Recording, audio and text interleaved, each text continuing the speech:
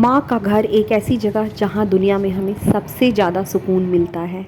हम 5 भाई बहनों के नाम पर पंचवटी हमारे नए घर का नाम पड़ा है।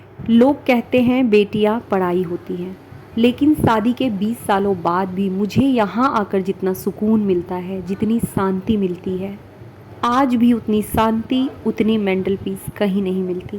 पैर खाली था, मम्मी ने कहा पाँव भरवा लो। मम्मी की 50वीं सालगिरह है, घर में पूजा है, बहुत धूमधाम से मनाया जा रहा है।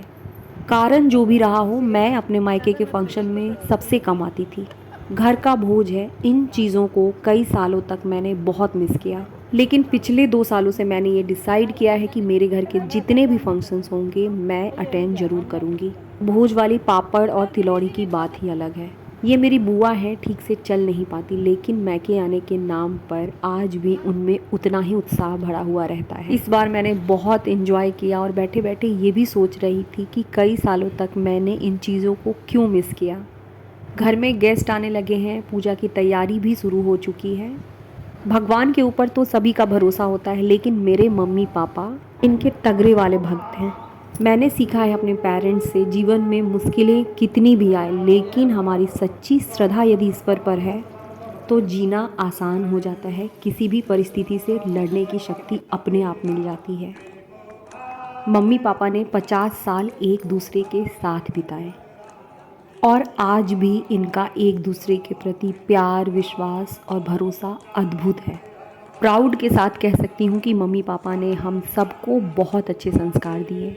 मेरे पेरेंट्स की सबसे अच्छी बात थी कि वो दूसरों को खुश देखकर ठीक उसी तरीके से एंजॉय करते थे जैसे उनके साथ कुछ अच्छा हुआ हो।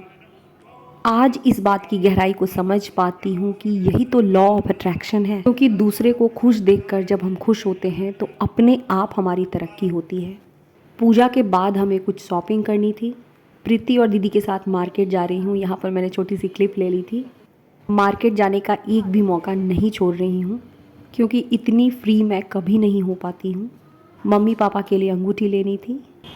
इसी बहाने मुझे अपने पुराने शहर को देखने का मौका मिल गया। सब कुछ बदल गया है, लेकिन मेरी शहर की हवाओं में पता नहीं क्या जादू है। शॉपिंग के बाद हमें मेहंदी लगवानी थी। यहाँ मम्मी की मेहंदी लग रही है।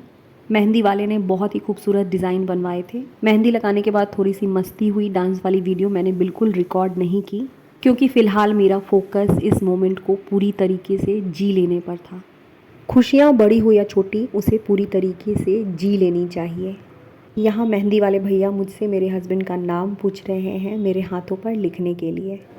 एक समय होता है जब पेरेंट्स अपने बच्चों की छोटी छोटी खुशियों का ख्याल रखते हैं, उनकी सभी मांगों को पूरा करते हैं। हमारी पूरी कोशिश रही कि मम्मी की मेहंदी और हल्दी भी बहुत मस्ती भरी हो।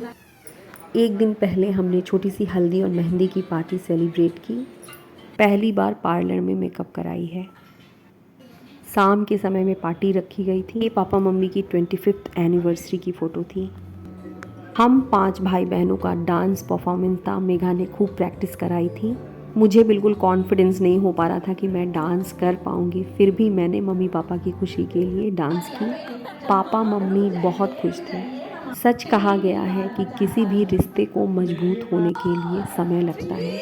यहाँ पर मम्मी पापा एक दूसरे को वरमाला पहना रहे हैं। इनके चेहरे की खुशी देखते बन रही थी। भगवान मेरे मम्मी पापा को एक स्वस्थ और अच्छी लाइफ दे, हम सब का मायका बना रहे। एक कटिंग होने वाली है, अब मिलूंगी अगली वीडियो में।